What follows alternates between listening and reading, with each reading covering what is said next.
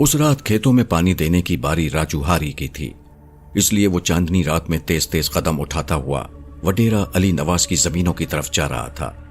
अचानक उसे महसूस हुआ जैसे कोई और भी है जो उसके पीछे चला आ रहा है। उसने पलटकर देखा, पीछे कोई नहीं था। अभी मुश्किल से उसने चंद कदम ही आगे बढ़ाए थे कि किसी औरत के हंसने की आवाज सुनाई दी। चांदनी रात में औरत के हंसने की आवाज ने एक बार फिर उसे चौंकने पर मजबूर कर दिया। राजू ने चारों तरफ नजरें दौड़ाई, वहां कोई होता तो नजर आता। पाजेब की झनकार ने खामोशी को तोड़ दिया था। राजू दीवानावार इधर उधर देखने लगा। दूर दूर तक वहां कोई औरत नजर नहीं आ रही थी। समझ से बाहर है, कोई नजर भी नहीं आ रहा है। फिर मुझे क्यों ऐसा महसूस हो रहा है कि कोई मेरे पीछे आ रहा है? औरत की हंसी की आवाज, पाजेब की झनकार क्यों सुनाई दे रही है? उसने खुद कलामी की, शायद मेरे कान बज रहे हैं। राजू ने अपने दिल को तसल्ली दी। आवाज मुसलसल सुनाई देने लगी थी, जैसे कोई औरत पाजेब पहने उसके पीछे आ रही हो। कुछ देर बाद आवाज रुक गई और फिर अचानक ऐसा मंजर उसकी आंखों के सामने आया कि वो दम बखुद रह गया। कुछ फासले पर खड़ी करीमन शोलाबार आंखों से उसे देख रही थी। करीमन को अपने सामने देखकर खौफ और दहशत से उसका दम खुश्क होने लगा। उसे अपनी आंखों पर हैरत हो रही थी। ना चाहते हुए भी इस हकीकत को उसे तस्लीम करना पड़ रहा था कि वो करीमन ही है। वही करीमन जिसके बारे में गांव के लोगों का कहना था कि वो चुड़ैल है और रात के वक्त कब्रिस्तान में जाकर मुर्दा बच्चों के कलेजे खाती है, भूले भटके मुसाफिरों को धोखा देकर उनका खून पी जाती है। ऐसा करता देखा किसी ने नहीं था, लेकिन ये सब बातें करीमन के बारे में मशहूर हो गई थीं। करीमन का शौहर कलीम जिस्मानी लिहाज से कमजोर था, इसलिए ज्यादा काम कर लेने पर आए दिन बीमार रहता था। दवाओं पर उसका गुजारा था। गांव वालों को कलीम की बीमारी पर भी शक था कि वो बीमार नहीं, बल्कि करीमन उसका रात में खून पीती है, तभी उसकी सेहत अच्छी रहने के बजाय खराब रहने लगी है। इस तरह की बातें जब कलीम तक पहुंचती थीं, वो गुस्से में भरकर उन लोगों से लड़ने लगता था। इसलिए गांव वाले कलीम के सामने इस तरह की बातें करने से एहतियात बरतने लगे थे। उसकी गैर मौजूदगी में खुलकर उसकी बीवी की बुराइयां करते थे। बाज लोग करीमन की बुराई करने में इस कदर आगे निकल जाते थे कि झूठे और फर्जी किस्से घड़ लेते और मजे ले लेकर सुनाते। कोई जब यकीन ना करता तो कहते थे, मैंने खुद अपनी इन गुनाहगार आंखों से देखा था कि करीमन एक मुर्दा बच्चे का कलेजा चबा रही थी। उसका मुंह खून में लुथरा हुआ था। हाँ, मैंने भी एक बार करीमन को एक मुसाफिर को रात में बैला फुसलाकर खेतों में ले जाकर उसका खून पीते देखा था। रात की तारीकी में उसके मुंह में लंबे लंबे 2 दांत चमक रहे थे। उन दांतों की मदद से ही मुसाफिरों की गर्दन से खून पीती थी। फैयाज कहा करता, गरज हर शख्स करीमन को चुड़ैल साबित करने के लिए झूठे किस्से सुनाने को तैयार रहता था। उन अफराद में हारी राजू भी था। ऐसा लगता था जैसे उनकी करीमन से खानदानी जंग चली आ रही हो। वडेरा अली नवाज ऐसे लोगों से बहुत खुश रहता था। करीमन से उसकी क्या दुश्मनी थी, ये कोई भी नहीं जानता था। ये बात सबको पता थी कि करीमन को चुड़ैल साबित करने और झूठे किस्से सुनाने वाले पर अली नवाज की मेहरबानियां बहुत बढ़ जाती थीं। खाने पीने का सामान और माली मदद होती रहती थी। गांव के लोगों को ऐसी ही नवाजिशों का इंतजार रहता था। राजू, पहचाना मुझे? मैं कौन हूं? कौन हो? मैं तुम्हें नहीं जानता। राजू ने जानबूझकर अनजान बनने की कोशिश की। क्या सचमुच तुम करीमन को नहीं जानते? वही करीमन जिसे तुम चुड़ैल साबित करने में पेश रहते हो। करीमन ने जोरदार कहका लगाया। उसके जोरदार कहका लगाने पर वो बुरी तरह से सहम गया। वो करीमन को किस तरह से भुला सकता था? उसे अच्छी तरह याद था कि किस तरह से उन्होंने वडेरा अली नवाज के कहने में आकर करीमन को लोगों के साथ मिलकर जलाकर भस्म कर दिया था। वो चीखती रही, इल्तिजा करती रही कि मुझे मत जलाओ, मैं चुड़ैल नहीं हूं, मैं भी तुम्हारी तरह इंसान हूं। लेकिन किसी ने भी उसकी एक ना सुनी थी। जिस्म पर पेट्रोल छिड़क कर उसे आग लगा दी थी। माचिस की तीली चलाने वाला हारी राजू था। अली नवाज ने राजू से खुश होकर पूरे 25,000 रुपए की रकम उसे खामोशी से दे दी थी और ये बात किसी को ना बताने की सख्ती से ताकीद की थी। राजू के वहमो गुमान में भी नहीं था कि इतने मामूली काम के बदले इतने पैसे मिल जाएंगे। उसने चुड़ैल को जलाने का काम सवाब की नीयत से किया था। यह काम इतना आसान इसलिए हो गया था कि करीम का शौहर कलीम मुसलसल बीमार रहने के बायस एक रात इंतकाल कर गया था। उसका इंतकाल बीमारी से ही हुआ था। لیکن گاؤں والوں کو شک تھا کہ اس کا انتقال بہت زیادہ خون پی جانے سے ہوا ہے، اس لیے شوہر کلیم کے انتقال ہو جانے کے بعد گاؤں والوں نے اس کی جاسوسی کرنی شروع کر دی تھی۔ کریمن کی اولاد نہ ہونے کے سبب اب فصلوں کی دیکھ بھال اس کی ذمہ داری میں شامل ہو گئی تھی۔ وہ روزانہ ہی کھیتوں کی دیکھ بھال کرنے اپنی زمینوں پر جاتی تھی۔ وہ اپنے شوہر کو کھیتوں میں کام کرتا دیکھتی تھی، اس لیے کھیتوں میں اسے کام کرنے میں کوئی دشواری نہیں ہو رہی تھی۔ کیوں راجو، مجھے دیکھ کر تمہارا دم خشک ہو رہا ہے؟ ابھی میں نے تمہارا خون بھی نہیں پیا، پھر بھی تم اتنے پریشان ہو؟ میں تمہارے آگے ہاتھ جوڑتا ہوں، خدا کے لیے مجھے معاف کر دو۔ کیوں معاف کر دوں؟ تم نے مجھ پر رحم کھایا تھا جو میں تم پر رحم کھاؤں؟ کریمن نے زوردار قہقہ لگایا۔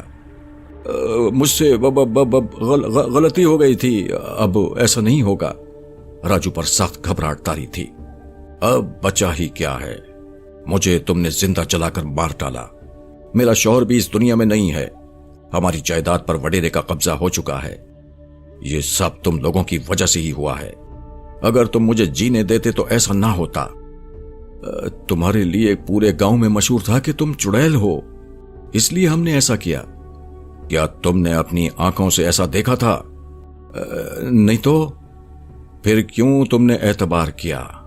بولو، جواب دو۔ کریمن کی شعلہ برساتی آنکھیں اس کے چہرے پر ہی گڑی ہوئی تھیں۔ خاموش فضا میں راجو کی چیخ بلند ہوئی اور پھر خاموشی چھا گئی۔ صبح ہونے پر لوگوں نے راجو کی لاش دیکھی، ایسا لگتا تھا جیسے کسی درندے نے بری طرح اس کی گردن کو بھنبوڑ کر رکھ دیا ہو۔ گردن سے نکلے خون نے اس جگہ کی زمین کی مٹی کو سرخ کیا ہوا تھا۔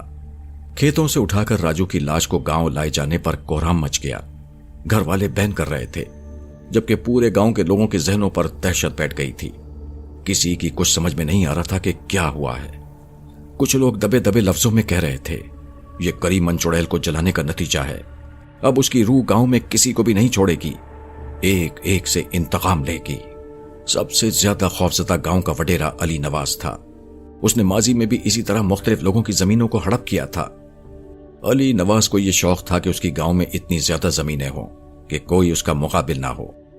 اس مقصد کے تحت وہ کسی ایک ہاری کو اعتماد میں لے کر، جس کی زمین ہتھیانی ہوتی تھی، اس کی بیوی کے بارے میں افواہ پھیلا دیتا کہ وہ چڑیل ہے اور راتوں میں لوگوں کا خون پیتی ہے، قبرستانوں سے مردہ بچوں کے دل اور کلیجہ نکال کر کھا جاتی ہے۔ اس طرح وڈیرے نے بے شمار لوگوں کی زمینیں ہتھیا لی تھیں، لیکن کبھی ایسا واقعہ گاؤں میں پیش نہیں آیا تھا۔ یہ اپنی نوعیت کا گاؤں میں پہلا واقعہ ہوا تھا جس نے گاؤں والوں کو ہلا کر رکھ دیا تھا۔ کئی دن تک پھر کوئی واردات نہ ہونے پر گاؤں والوں کو سکون ملا تھا اور انہوں نے ڈرنا چھوڑ دیا تھا۔ وڈیرے نے بھی سکون کا سانس لیا، ورنہ اس نے سوچ لیا تھا کہ وہ شہر جا کر کسی عامل سے مدد حاصل کرے گا۔ اس کا شہر میں ایک عامل جاننے والا تھا۔ کبھی جب وہ کسی پریشانی میں مبتلا ہوتا تھا، وہ اس عامل کے پاس چلا جاتا تھا۔ وہ عامل کالے علوم کا ماہر تھا، اس کے پاس لوگوں کا ہر وقت تانتا بندھا رہتا تھا۔ ایک صبح وڈیرا سو کر اٹھا تو اسے ایسا محسوس ہوا جیسے اس کے سرانے کوئی کھڑا ہے۔ اس نے پلٹ کر دیکھا تو وہاں کوئی بھی موجود نہیں تھا۔ اس نے اپنا وہم جان کر باتھ روم کی طرف قدم بڑھائے اور اچانک گھنگرو بجنے کی آواز سنائی تھی۔ وہ آواز باتھ روم سے آ رہی تھی۔ ایسا محسوس ہو رہا تھا جیسے کوئی باتھ روم میں موجود ہے۔ کون ہے اندر؟ اس نے پوچھا۔ جواب میں خاموشی رہی۔ مجبوراً وڈیرے نے باتھ روم کا دروازہ کھول کر اندر جھانکا۔ باتھ روم میں کوئی نہیں تھا۔ اسے بڑی حیرت ہوئی، حالانکہ اس نے خود اپنے کانوں سے گھنگرو کی آواز سنی تھی۔ ایک رات فیاض کھیتوں میں پانی دینے کی ڈیوٹی کر کے گھر کو لوٹ رہا تھا۔ ایک درخت کے پاس سے گزرتے ہوئے کوئی چیز درخت سے اس پر گر پڑی۔ وہ اگر فوراً پیچھے نہ ہو جاتا تو وہ چیز اس پر گر جاتی۔ فیاض نے چونک کر اس چیز کو دیکھا۔ وہ کوئی عورت تھی۔ چہرے پر بال اس طرح بکھرے ہوئے تھے کہ چہرہ دکھائی نہیں دے رہا تھا۔ وہ عورت زمین سے اٹھ کر کھڑی ہوئی۔ فیاض ابھی تک حیرت سے بت بنا اسے دیکھ رہا تھا۔ جیسے ہی اس عورت نے اپنے چہرے سے بال ہٹائے، وہ کریمن تھی۔ کریمن کو دیکھ کر فیاض کو ایک زبردست جھٹکا لگا۔ اس کے وہم و گمان میں بھی نہ تھا کہ اس کا سامنا اس طرح سے ہو جائے گا۔ اس کی سمجھ میں نہیں آ رہا تھا کہ وہ کیا کرے۔ فیاض، مجھے دیکھ کر کیوں تیرا دم خشک ہو رہا ہے؟ کیا اس سے پہلے تو نے مجھے نہیں دیکھا ہے؟ بول، خاموش کیوں ہے؟ تو تم زندہ کیسے ہو؟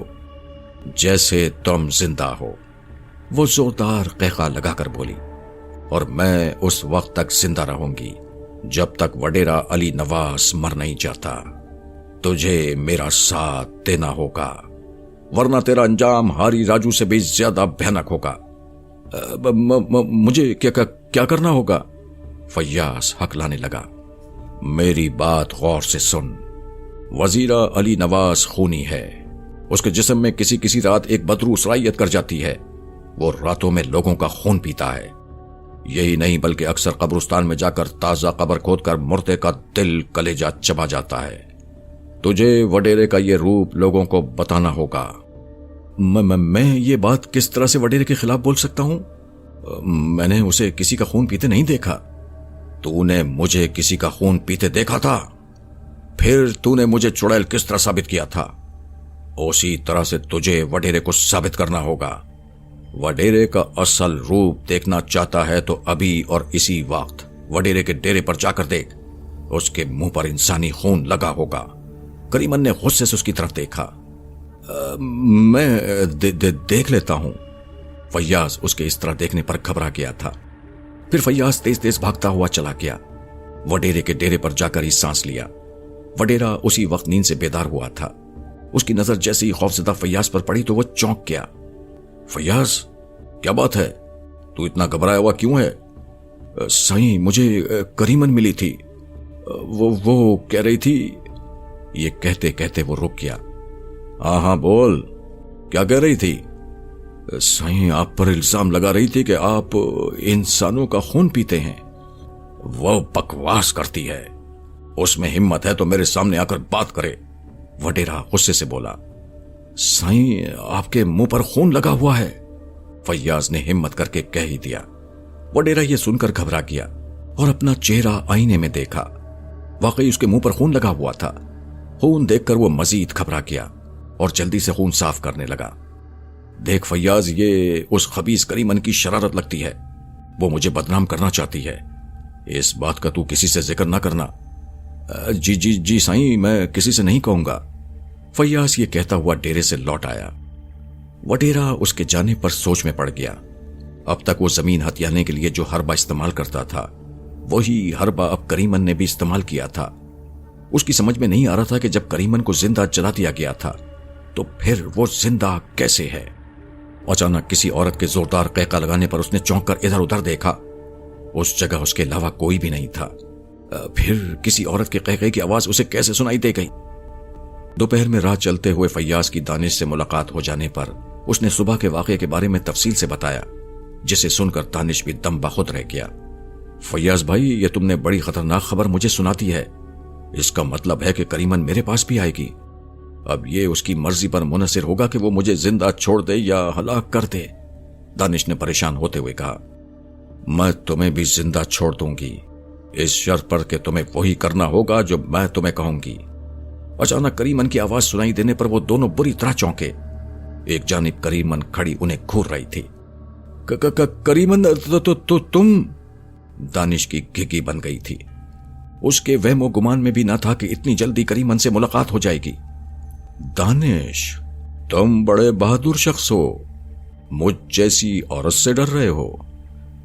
تم زندہ کیسے ہو گئی؟ دانش نے ڈرتے ہوئے پوچھا۔ مجھے وڈیرا علی نواز سے انتقام لینا ہے۔ جب تک میں اپنا انتقام نہیں لے لیتی میری روح کو سکون نہیں ملے گا۔ ہمیں کیا کرنا ہوگا؟ دانش نے پوچھا۔ گاؤں والوں کو وڈیرے کی اصلیت سے آگاہ کرنا ہوگا۔ وہ خونی ہے، وہ لوگوں کا رات کے اندھیرے میں خون پیتا ہے اور اپنا گناہ عورتوں پر تھوپ دیتا ہے۔ کریمن، جیسا تم کہو گی ہم ویسا ہی کریں گے۔ اور تم؟ کریمن نے غصے سے دانش کو گھورا۔ یہ کام بہت مشکل ہے، لیکن ہم یہ کام کریں گے کیونکہ ابھی ہمیں اس دنیا میں اور رہنا ہے، دانش نے کہا۔ شاباش، تم دونوں بہت عقل مند ہو۔ جتنے بھی لوگ میری بربادی میں شامل تھے ان سے کہہ دو کہ وہ وڈیرا علی نواز کے خلاف اس طرح من گھڑت قصے گاؤں میں پھیلائیں کہ جیسے میرے بارے میں بیان کرتے تھے، ورنہ ان کا انجام ہاری راجو سے زیادہ بھیانک ہوگا۔ کریمن نے زوردار قہقہ لگایا۔ کریمن بہن، ہم سب سے کہہ دیں گے، جو تم چاہو گی وہی ہوگا، فیاض نے کہا۔ ان کی یقین دہانی پر کریمن جیسے ظاہر ہوئی تھی वैसे ही गायब हो गई। उसके गायब हो जाने पर दोनों ने सुकून का सांस लिया। करीमन जैसा चाह रही थी वो ऐसा करने पर मजबूर थे। उनके इस अमल से वडेरा अली नवाज के नाराज होने का खतरा भी था, फिर भी अपनी जान बचाने के लिए ऐसा करने पर मजबूर थे। वो छोटा सा गांव था, वडेरे के खिलाफ प्रोपेगेंडा छुप नहीं सकता था। तमाम बातें उस तक पहुंच ही गई थीं।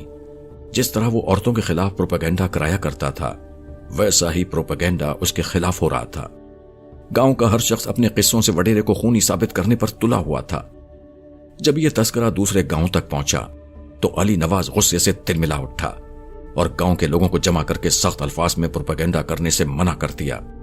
वडेरे अली नवाज का ख्याल था कि इस तरह लोग बास आ जाएंगे, मगर ऐसा नहीं हुआ था। रात के वक्त वो सख्त गुस्से में अपने कमरे में टहल रहा था। उसकी समझ में नहीं आ रहा था कि आज तक जो उसके सामने गर्दन उठाकर बात नहीं कर सकते थे, वो उसे खूनी बनाने पर तुले हुए थे। क्या बात है, बड़े गुस्से में हो? करीमन की आवाज सुनाई देने पर वो चौंका। उससे कुछ फासले पर करीमन खड़ी थी और मुस्कुराते हुए उसकी जानिब देख रही थी। तू जिंदा है? वडेरे ने गुस्से से उसकी तरफ देखा। ये सब तेरी शरारत है, तू ही लोगों को मेरे खिलाफ भड़का रही है। वडेरा अली नवाज गुस्से से चीखने लगा। हाँ, ये सब मेरे कहने पर ही हो रहा है। तू चाहती क्या है? मैं चाहती हूं कि जिस तरह मुझे जलाकर मारा गया है, ऐसे ही तू भी जलकर मरे और तुझे मारने वाले वही हाथ हों जिन्होंने मुझे जिंदा जलाया था। ये नामुमकिन है, ऐसा कभी नहीं होगा। ऐसा होगा और जरूर होगा। तेरी भूल है करीमन, मैं ऐसा नहीं होने दूंगा। जो हाथ मेरी तरफ बढ़ेंगे मैं उन्हें काट फेंकूंगा। मैं भी देखूंगी कि तुम ऐसा कैसे करते हो। ये कहते हुए करीमन उसकी नजरों के सामने से गायब हो गई। वडेरा उसे हैरत से देखता रह गया। चंद दिन गुजरने पर गांव में अजीब तरह की वारदातों में इजाफा हो गया था। रात में भूले भटके से कोई मुसाफिर गांव में आ जाता, फिर सुबह में उसकी लाश ही लोगों को मिलती थी। मौत के डर से गांव के लोगों ने रात में निकलना ही बंद कर दिया था। एक रोज अलल सुबह गांव के लोगों ने देखा कि कोई शख्स एक बच्चे की कब्र में घुसा हुआ है। आहट महसूस होने पर वो तेजी से कब्र से निकला। उसे देखकर सब हैरतज़दा रह गए। वो कोई और नहीं, वडेरा अली नवाज था। उसके मुंह पर इंसानी खून लगा हुआ था। वो सबको अपने सामने पाकर भाग खड़ा हुआ। गांव के लोगों ने जब कब्र में झांक कर देखा तो उनकी सांसें एक लम्हे को रुक सी गई थीं। सुबह आचर के बेटे की इस कब्र में तदफीन की गई थी और आज वडेरा ने उसका खून पीने के लिए गर्दन को उधेड़ कर रख दिया था। ये मंजर अजियतनाक और दिल हिला देने वाला था। करीमन की बात सच साबित हो चुकी थी। वडेरा अली नवाज वाकई खूनी साबित हो गया। ये बात अब पूरे गांव में फैल चुकी थी। जब ये बात वडेरा तक पहुंची तो वो हैरतज़दा रह गया। वो रात भर अपने कमरे से बाहर निकला ही नहीं था। फिर ये किस तरह से मुमकिन है कि वो किसी बच्चे का खून पी सकता था? ये जरूर करीमन की कोई चाल है। उसने मेरे रूप में ये कार्रवाई की है ताकि वो अपनी बात को सच साबित करे। उसने गुस्से से मुट्ठियां भींचते हुए कहा, मैं उसे अपने मकसद में कभी कामयाब नहीं होने दूंगा। मैं कल ही शहर जाकर आमिल बाबा से मुलाकात करूंगा। करीमन की रूह को इस गांव से बाहर निकल कर ही दम दूंगा। ये सोचते हुए वो सोने के पलंग पर लेट गया। अचानक लोगों का शोर सुनने पर वो चारपाई से उठ बैठा। शोर करीब से करीब आता जा रहा था। वो हैरान था कि ये किस किस्म का शोर है। जब वो हवेली से बाहर निकला था तो उसने देखा कि गांव के लोग हवेली की तरफ ही आ रहे थे। उनके हाथों में मशालें रोशन थीं। क्या बात है, तुम क्यों शोर मचा रहे हो? वडेरा अली नवाज जोर से चीखने लगा। तुम्हारी पोल खुल चुकी है। तुम ड्रैकुला हो। तुम्हारी ये हिम्मत कि मुझसे इस लहजे में बात करो। वडेरा अली नवाज ने गुस्से से उसे घूरा। हां, तुमसे इस लहजे में हम बात करेंगे। वडेरा अली नवाज इतने लोगों को गुस्से में देखकर मामले की नजाकत को भांपते हुए कहने लगा, देखो, तुम्हें गलतफहमी हुई है। मैं ड्रैकुला नहीं हूं। यह सब करीमन चुड़ैल का चलाया हुआ चक्कर है। उसकी रूह जल जाने पर हमें तंग कर रही है। तुम उसके चक्कर में नहीं आओ। मैं तुम्हारा हमदर्द और मुखलिस वडेरा हूं। मैं भला तुम्हें क्यों नुकसान पहुंचाऊंगा? इसे जिंदा छोड़ने की बेवकूफी हरगिज नहीं करना, वरना ये एक एक करके गांव के हर शख्स का खून पीकर लोगों को हलाक कर देगा। करीमन की आवाज गूंजी।